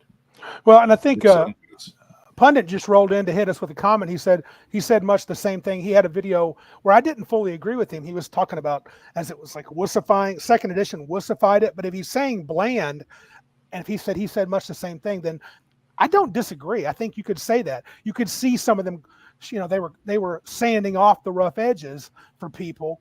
But I do think the reason I wouldn't agree that it's a wussified version of D&D is because, like we said, the players lost some pop in the core book, and the monsters gained a lot. Yeah. So monsters were deadlier in second than they were in first. In a lot of ways. In a lot of ways. Yeah. I think and I was thinking about this while we're talking. Yeah. In first edition, the DMs in first edition had to bring it. Yes. If they wanted to challenge the players Yep. from themselves, because the books didn't have it. Once you got past a certain level, the books didn't have it. You had to do it yourself. So you had to make that the Black Orcs. You had to make the goblin, the tricky goblin that everybody thinks they're just going to walk up to and smash as a 10th level fighter. And hey, I'm a 15th level wizard. How do you like me now? Or whatever you make them, some sort of super duper shaman that they can't touch. So the DM had to do that. In second edition, they did that for you. So just like the advanced bestiary, it does that for you. So some might take that as hand holding or doing things that the DMs were doing before. So I'm not sure if that's a bonus or a minus, or if my observation, if you want to call it that, has any validity. But I think that there's something to that. Whether it's good or not, I think it's all up to your point of view. Some people, a newbie DM isn't necessarily going to be able to do that, depending on what kind of DM they had before. I mean, if they're completely new to the game, are they going to be able to throw in curveballs like that and bring it? Maybe. I mean, in second edition, you can, but or first edition. So in a game where there's less, what some might call hand holding. You're right. But I still think that the game wasn't, and I'm sure if you really sat those old folks who made the game down and talked to them about it, they would agree that they didn't really design the high end of the game, because they probably didn't. I mean, Gary Gygax has said, I can't believe someone's even gotten to 10th level. Yeah, like the game's only been out for 2 years. How can you be more than 10th level or whatever? Yeah. He said. They didn't design the high end of the game. Not really. They had it. Yeah. Most of the game was designed for 10th level and below. You're making me think now, because I was like, remember at the beginning, I think pundits listening about second edition, he was saying it was wussified. You could make the argument that because they gave you so more, they kind of filed off the rough edges, and like you said, DMs didn't need to do as much to make things work out. That could be, I could agree with you and then pundit on that I could see second edition be a little more weaky than. But that may not necessarily be wussification. That might right. not be. It might be the wrong. Because if you're going to have characters that are high level, you got to have some things in the box that's for them. And I don't feel like first edition provided that. It didn't, not really. Maybe they thought they did. Yeah, I mean, even like I told you, what ended my first edition campaign back when I was young and playing Super Monty Hall when I was 12, 13 years old, was when we talked about it when the players used a ninja grenade from the DMs from the Dragon magazine, playing a ninja from Dragon magazine. And granted, it's all my fault letting all this crap in, to blow up Tiamat, who could only take 50 points of damage in her home plane. So, I mean, to be fair, I wasn't, as skilled as I am now, but I was still like, man, this is dumb. Tiamat is too weak. And, that's where I would at least give 5th edition and some other versions of D&D and 3rd edition the nod by making those creatures pretty BA. He brought this up last week. Elle's talking about 15 years, 3 games a month to get to 10th level. When we were young, we played more than that. Absolutely. Sometimes we played 3 games in a week. Dude, yeah, we could 2-3 times a week. In the summertime, dude, when I was 12 or 13? 10, 12, 24 hours sometimes. Straight gaming. Straight gaming. I don't recall 24, but I know we'd get good 12 hours. We did it at we did that one time. 24, we were at the old house? We did it, okay. We played until the sun came up again. So that's it may not have been exactly 24 That hours. Was the night. No, it was close. It was 9 p.m. to like 1 or 2 in the afternoon the next day. Yeah. It was real close, but yeah. But even so, we played so much, we easily could have gotten to those levels. I don't know. Then again, you got to realize we were young kids. Who knows? We were doing stuff right. Gygax might have been a little more stingy with experience points. I don't know. We read that in Dragon magazine, and Joe and I were like, what? 2 years to get to 10th level? Yeah, look at that. Mac Thompson.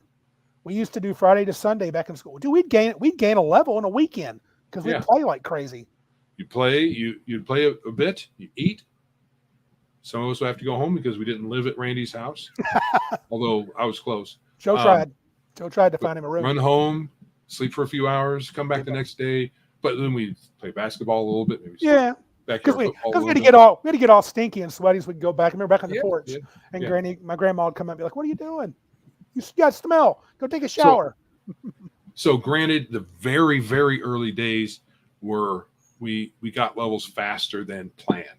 Yes. But once you there was a transition between that and you becoming super stingy, but we were still playing a lot and we were still advancing our characters. Yeah, you just didn't get as much gear. I didn't give as much match cut and stuff away. So yeah, I guess I can see that maybe from one vantage point, you could call second edition a little more hand-holdy. That's probably not unfair. Oh, wow. Wow. Nice. Hardman says he did a Saturday noon till late Sunday without a break. Wow. Pizza and Pepsi, yeah. Pizza and Pepsi, yeah. You need the caffeine, yeah. Right. So in those modules, those early first edition modules, or the whole run of first edition, those modules, those iconic modules, they gave you lots of stuff to fight, lots of rewards, and you could level quickly. I don't know. I really don't understand. I never understood Gary's thing. Joe, here's the thing. I've heard like Tim Kask say one time that he used to think, or maybe he still thinks, if you get to 7th or 8th level, why would you want to play beyond that? I mean, they couldn't even conceive. I think someone said it a minute ago. Let me see if I can find it. Oh, yeah. Pundit said this. Yeah, 9th level retirement age. That was an assumption they had. So we didn't have that because we kept looking forward to like, man, look at what's down here. We could fight a Tarrasque one day. Go, go, go. That'll be great to do that. Yeah, and the thing is, when you read that part of the character class description where at 9th level you get your stronghold and your folks, the discussion in that section was you send them off to do certain things and you have some of them manage your property. You do some things there, but you also have adventuring to do after that. The odd thing is saying, and I'm sure he's right, but the odd part of that statement is at 9th level you retire. Yet there were levels after that. Yes. So it's weird that that's kind of a mindset. We weren't much for intrigue, political intrigue, or any kind of even Dominion play. You know, we could do a little bit. Like I might harass you if you had to keep, hey, you got to spend this money. But we weren't much into thinking about economics and stuff. We were like, dude, let's start casting spells and flying around and fighting demons and, blowing up. You could do all that stuff in a domain setting. So you have your domain, and maybe the fighter is the one who owns the stronghold, but the party all share in it in some kind of a way. Maybe the wizard has his tower there, the priest has his shrine, blah, blah, blah. But because the players are there, the action is attracted to there. So there's some cults trying to summon a demon, and maybe you don't get there in time and they actually summon it, and then you got to go beat it and drive it off of the plane. Yeah. There's just because it says you have a domain to manage doesn't mean you have to stop adventuring. Darth says the reason to play past 9th is to get some domain play, then go on to other planes. Yeah, maybe. And that's fair. And then Dicetail says it always felt to me like when you became high level and got all those cool powers, you kind of ran out of monsters. That's what we said. Enemies to fight that were challenging and interesting in early editions. Yep. And I think that's a fault. And that's where second edition was superior. The monsters were tougher, especially in the late stages of second edition. There were so many. I mean, think about what was that creature on Dark Sun, Joe, you thought was awesome? The Dragon King? Dragon High Lord? No, that's from Kryn. It was called a Dragon King. Sorcerer King. I mean, if you fought one of those, they were like a 20th level mage and a 20th level scion. Yep. Dude, they were both. So you could keep fighting stuff. And that's where I thought second edition would beat first is they had the challenges for high level. And Planescape helped make that too. Whether you liked it or not, they at least showed you what the planes could be like, gave you an option, and had just buttloads of super powerful monsters fight. The Astral Dreadnought. What a cool beast. Right. So I think that those Sorcerer Kings, Dragon King right there. Yes. I'm not sure if you needed to get to 20th level in one and then 20th level in the other. Oh, but I can't remember precisely how it works. But at some point, once you got to a certain level as a wizard and certain level as a psionicist, you transformed into a dragon, and they were really powerful. And they were and just the idea of having to perhaps look forward to or dread facing something like that, right, is the high level part of the game. It's not going and beating a gang of goblins. Yeah. Planescape's Blood War box set, you were probably 15th level when that campaign was over. I don't remember the campaign setup, but I can tell you this much, Bruce. You could push that well into 20th level, if not higher, because they had so many. I mean, and if I'd had the advanced bestiary, there'd have been no limit.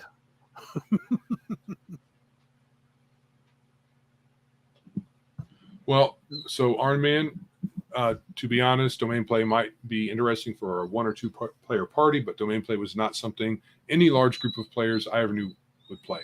Now, that is correct. Even in our earlier groups, there were only a couple of us that were really interested in it, right? In having one, but that doesn't mean we have our domains, and when we want to do our domain stuff, the other guys aren't invited. They can't be there. It's more like they're included and they do their own thing. But we do the domain part, and then it could be folded into just a normal campaign. I think it'd be interesting to have a group of 5 players and them all approach domain play the same. You know, you want to have a wizard who's got a tower. The cleric wants to build a temple. The fighter wants to be a king of a castle or a duke or whatever. The stronghold. And the rogue wants to be a master, the what's it called? The Thieves Guild. And you could play I bet you could play pretty heavy, but it would be a lot of role playing and planning and, think about, but you'd have to enjoy, kind of the study of not the study, but, enjoy some of the economics of it, some of the political power plays. And for certain groups, that could be interesting to try, right? Right. But like any other campaign, domain play doesn't have to be a thing. No. So having politics and local economics as part of it is one way to do it, and it depends on how much of those things you want to do. And so if you're trying to figure out trade routes or any other type of thing, setting up guilds for various trade guilds and stuff like that, those things can be part of domain play, but they don't have to just be, or they don't have to be the totality of your domain play. Yeah, that's Dicetell said Empire of the Petal Thrones made domain play awesome. I've never read that. Have you read Empire of the Petal Thrones? No, I haven't. Oh, Biggest Geekus says, Bruce, did you ever play Labyrinth of Madness? It was a very good high level module. I agree.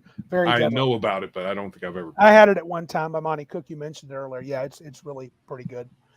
Okay, so I would say here's this will probably spark some. I'm going to end. Maybe we can end at this as far as the topic. What about the art? I think the art in 2nd edition was superior. Yeah, I think so too. I mean, a lot of people have nostalgia for that edition art. I get it, but a lot of it was really crap art.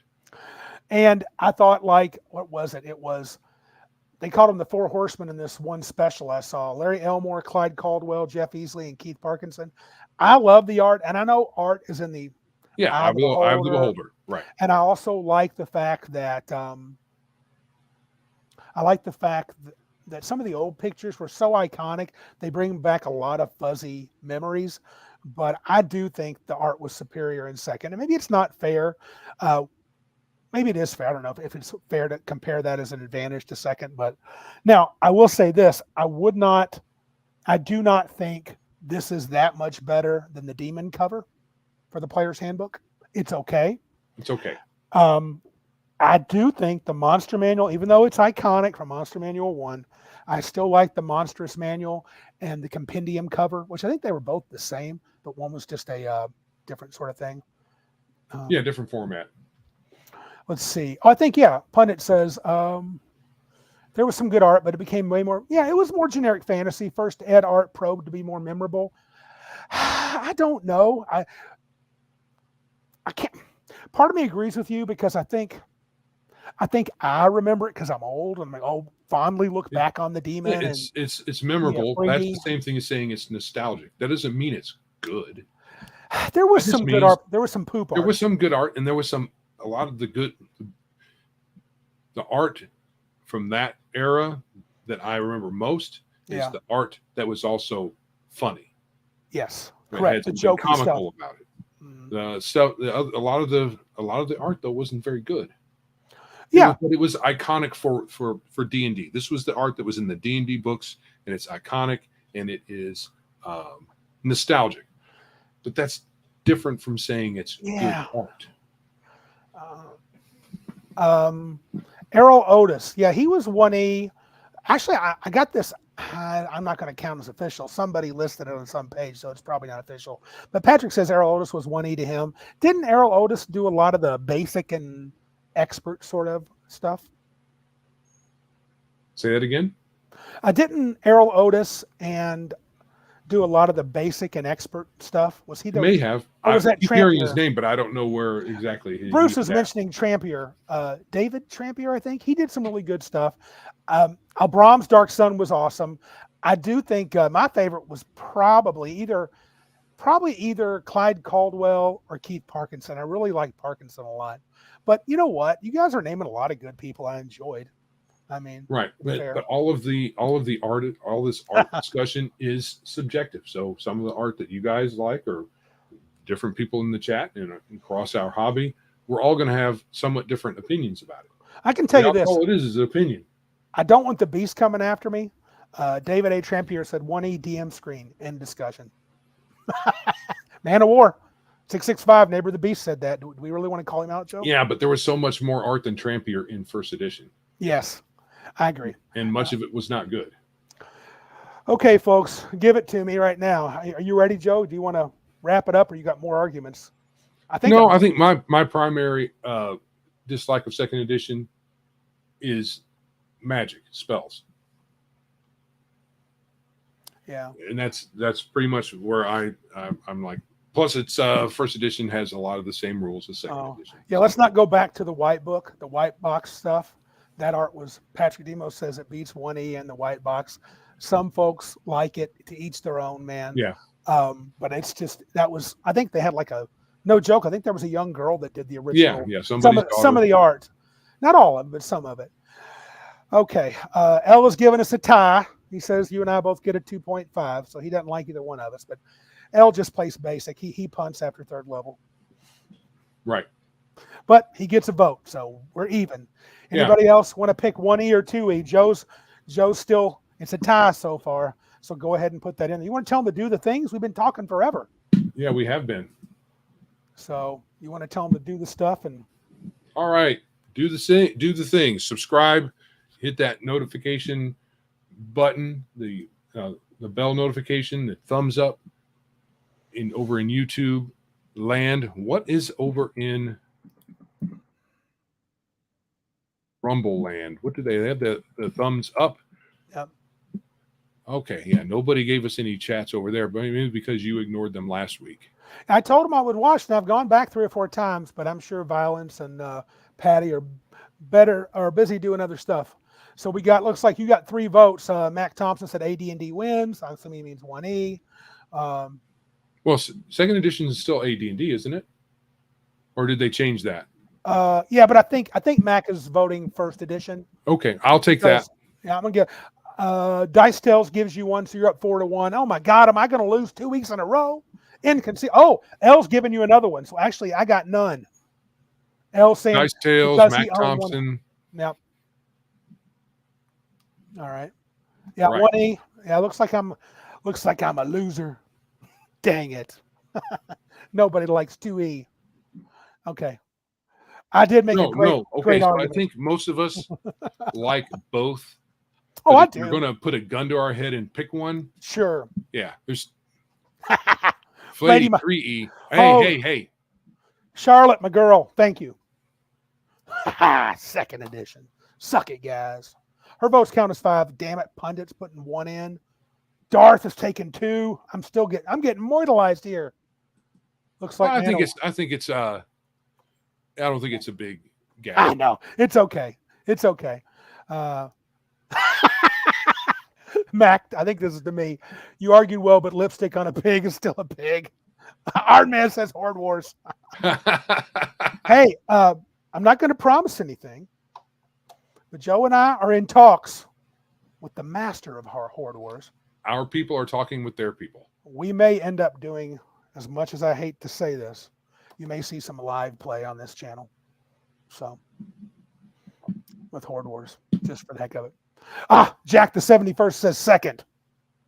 Martin says Deadlands first edition. Okay. Joe, all you people who are giving games that were not on the table to vote for, you fail living. How about I just count those as voting for me? No. Dang it. Okay. All right.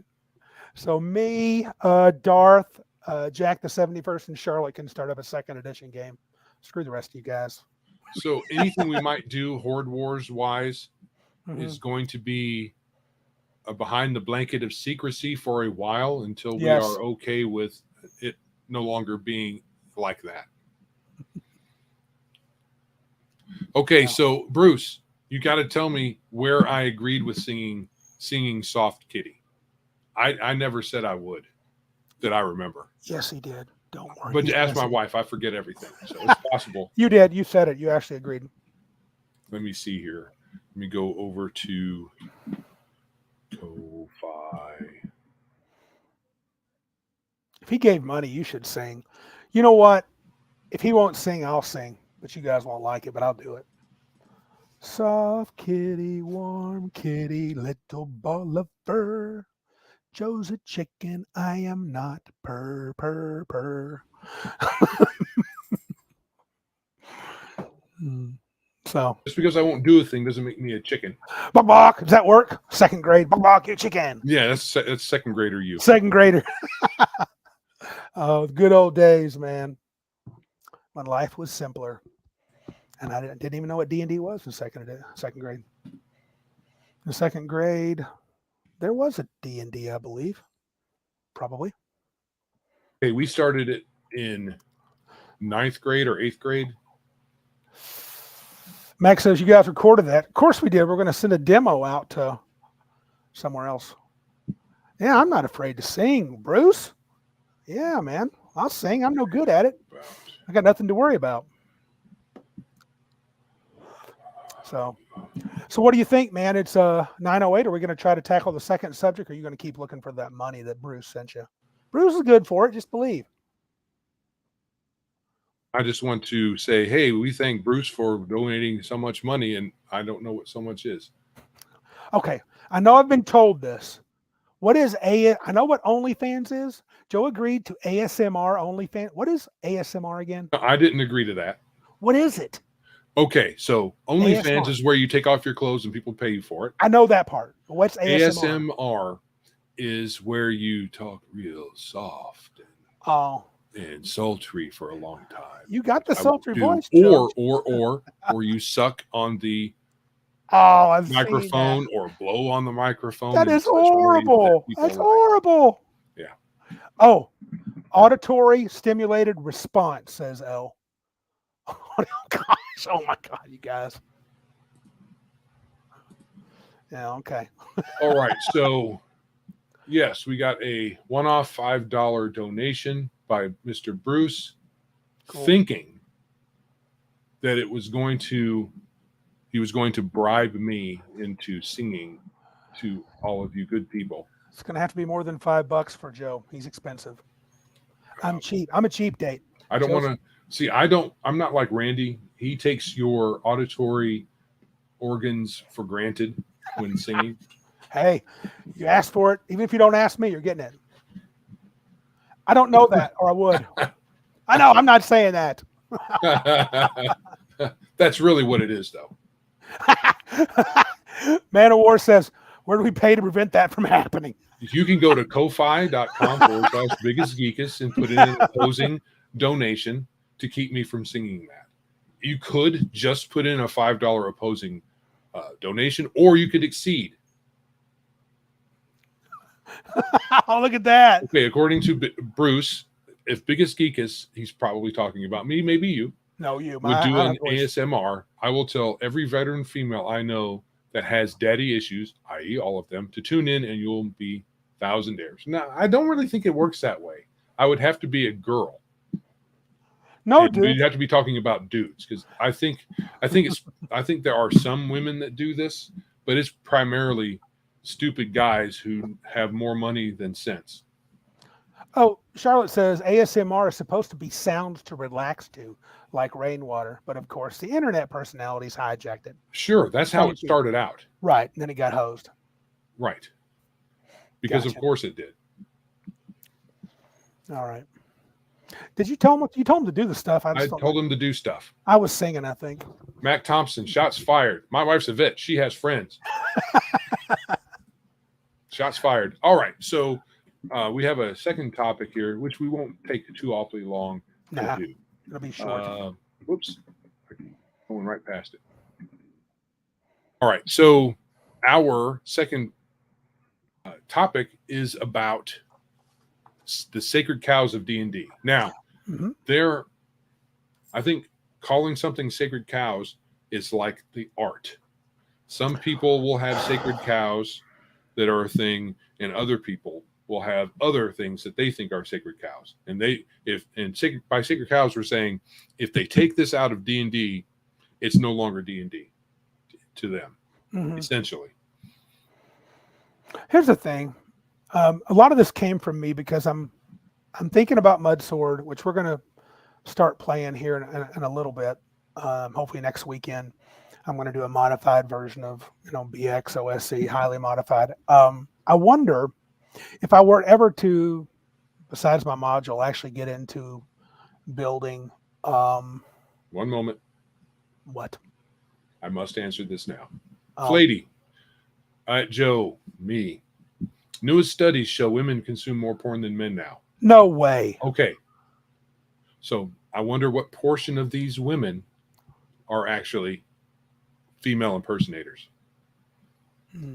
Because all someone has to do now to become a woman is say I'm a woman. They don't have to be born one. So we question those studies.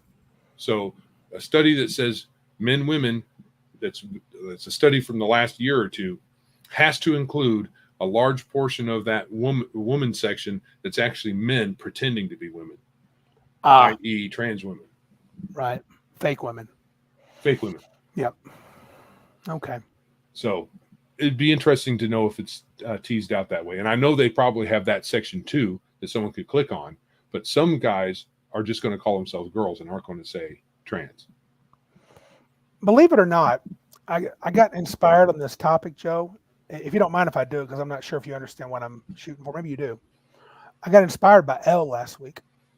L's, his insistence on OSC not being BX, which technically, sure, I'll give it to him. It's not. And I heard Dungeon Delver make a comment about just basically like, and not another OSR clone.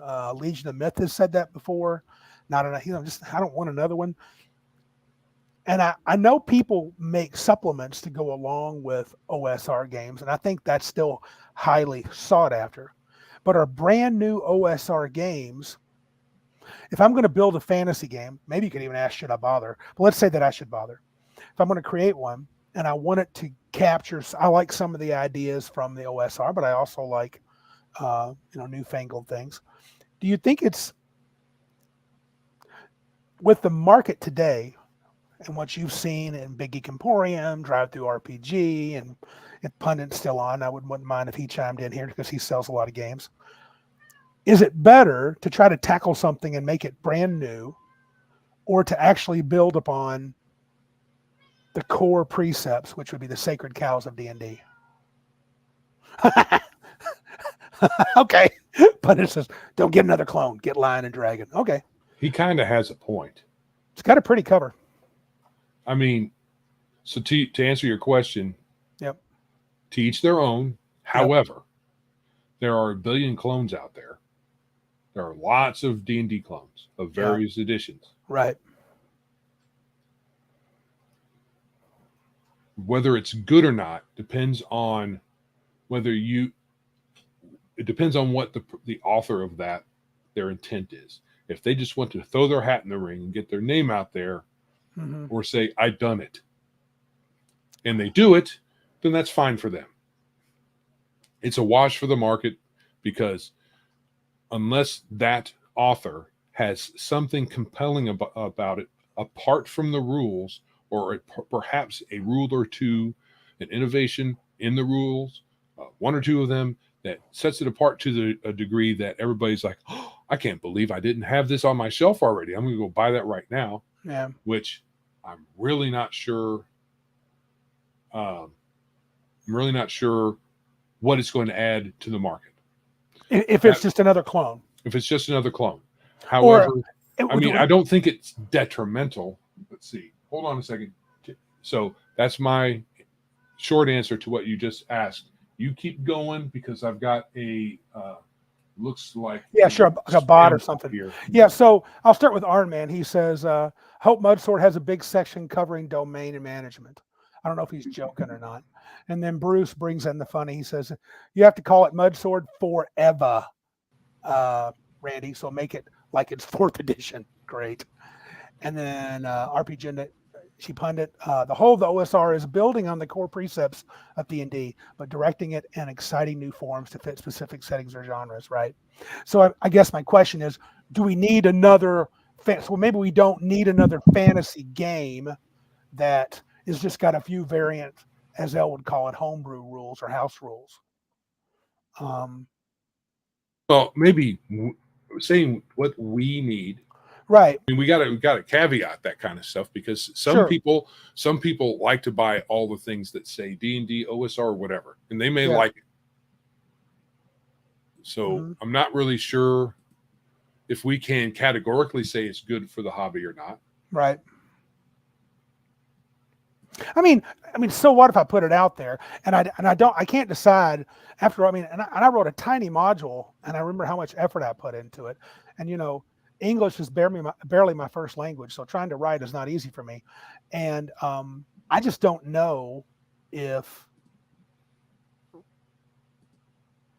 it's worth my time. Do I want to jump in and really shoot for, because to shoot for something radical and get away, because I'm not married to the OSR, but I do love a lot of its precepts, and maybe I should just stick with trying to write adventures and see how that goes.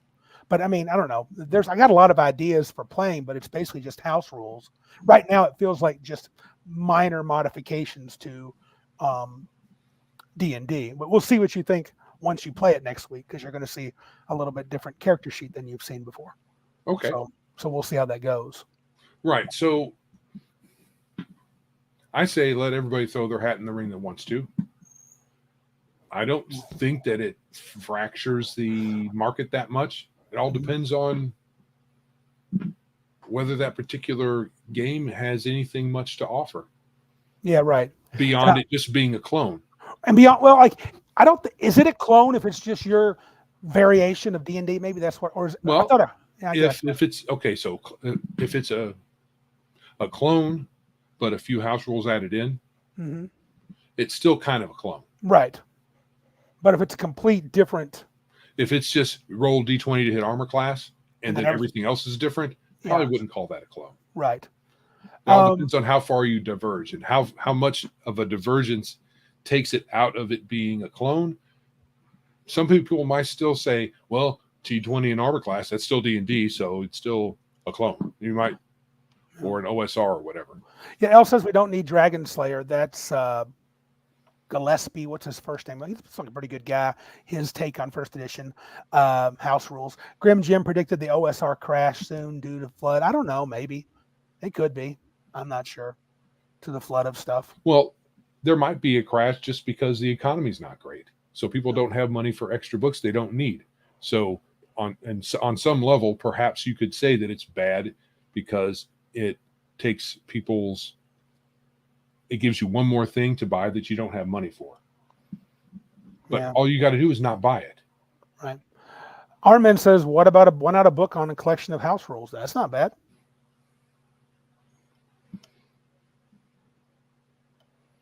Right. That's not bad either. No, you're correct. I don't know if you talked about this while I was wrangling the spammer. I did not. Point Blank says what really sets it apart, in my opinion, is your magic system. A new way to approach magic will set it apart. True. It could. It definitely could. People asked about Sacred Cows. So I was thinking things like armor class as a target to hit in battle. Use of hit points. I would call them, that would be Sacred Cows for me. Saving throws are Sacred Cows. Probably having classes and rolling a d20. Outside of that, I'm not sure I would call anything else sacred in D&D, would you? Okay, so let me pull that up. All right, so I don't reliance on more skills. Did you say that? No, I didn't. That was the ones I was avoiding. I listed several things. So if I don't know if anyone would say skills are weird because they didn't come into D&D till later. Right, so I wouldn't call that rolling for initiative a particular way. We didn't talk about that, but 1E used D6 and 2E used D10, and lowest being better in 2E. And rolling at all. Having initiative. Some games you just roll, you just go around the table. Right now I'm quite fond of Horde Wars. I love the D12. Whoever gets the highest goes first, and you go in clockwise order. Well, some folks would consider, I think, a Sacred Cow being level limits on demi-humans because people focus on the humanocentricity of at least a perceived one in the early editions, and say that there's something important about that, which I would, if someone has a link to someone's video or some quick explanation of how it's important or a big deal that the game is humanocentric, I'd like to hear it. I don't really buy it. Right.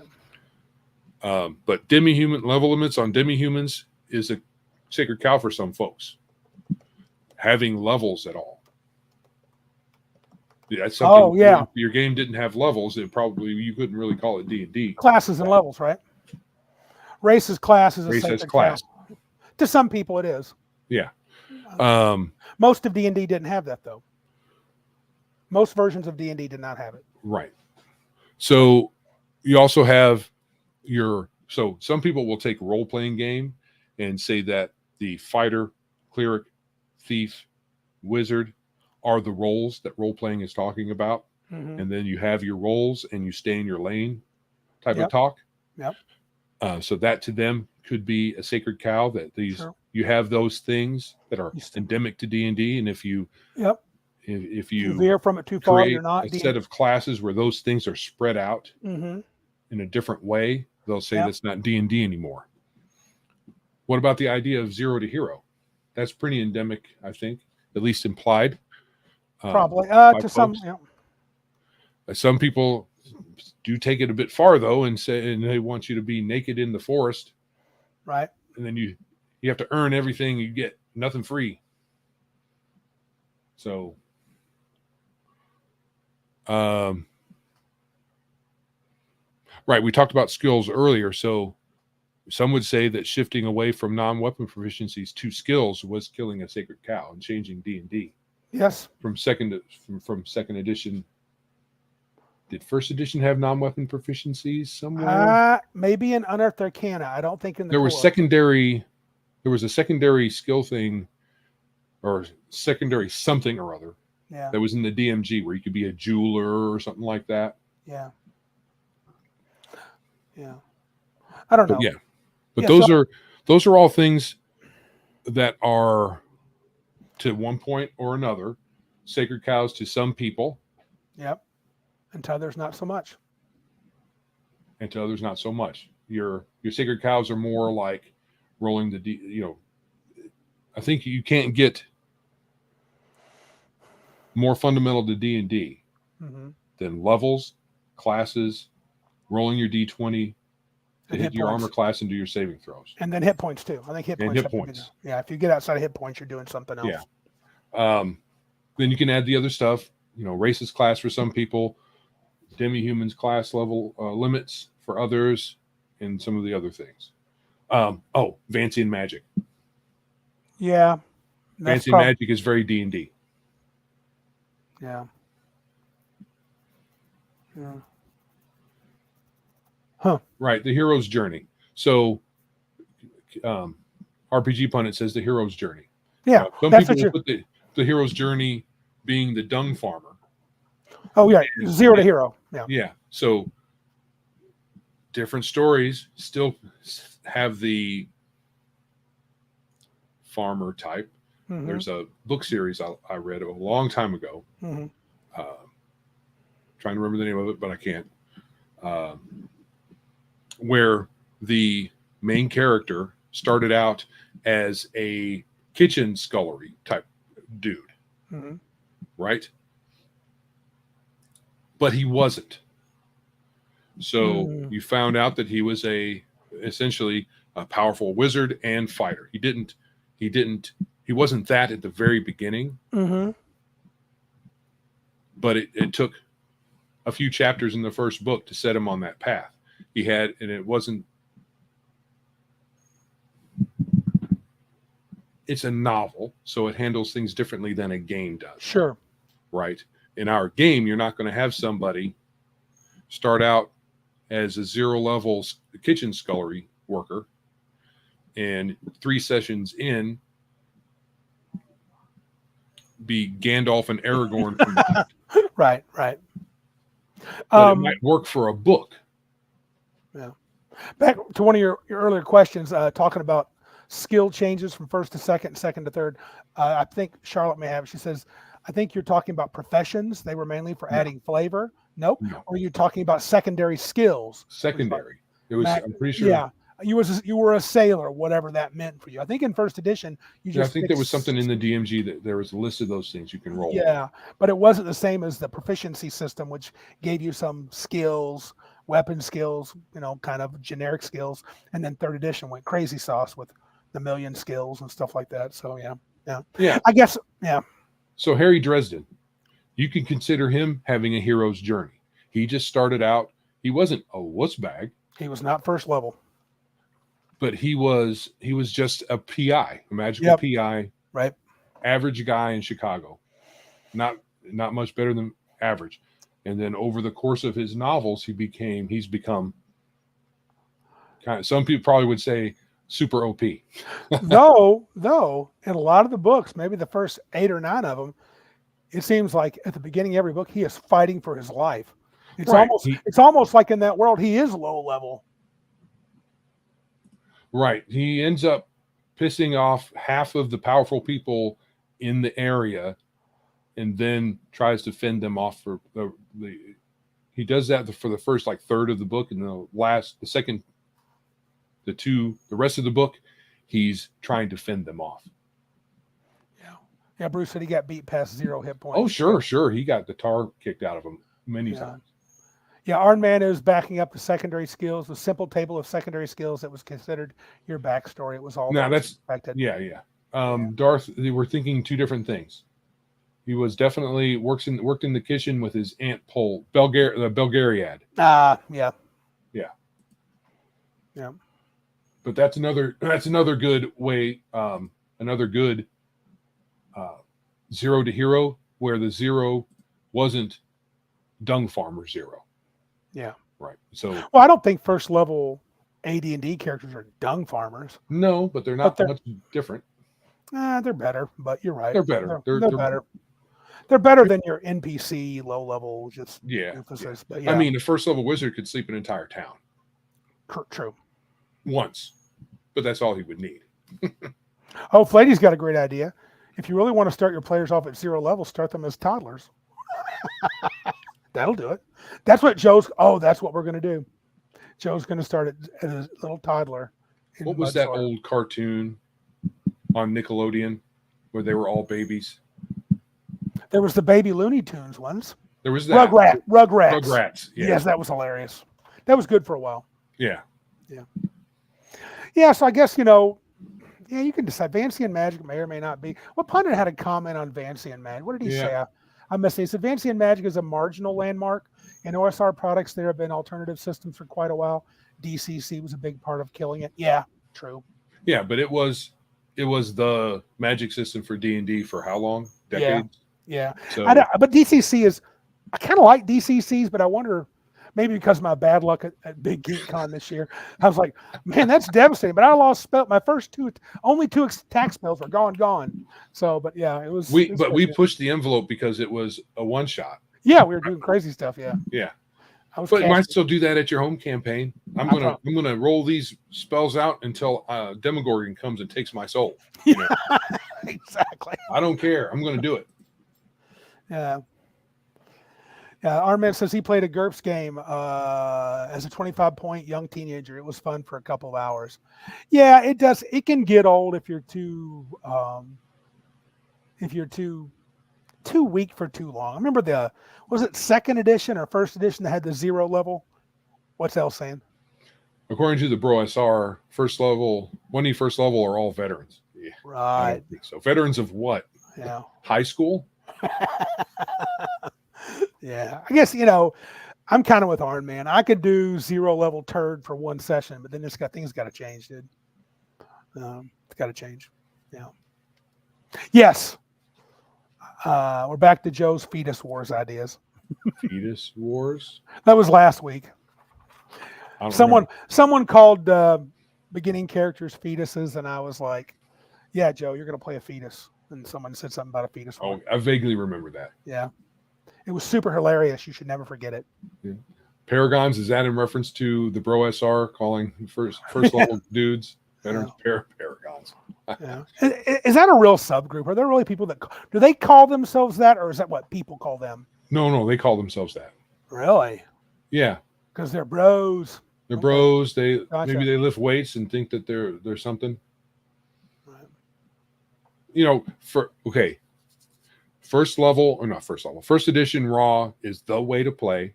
Oh, that's even though there's conflicting information within the edition. Within every edition, there's conflicting information. So there's no way to play Raw without conflicting the rules somewhere.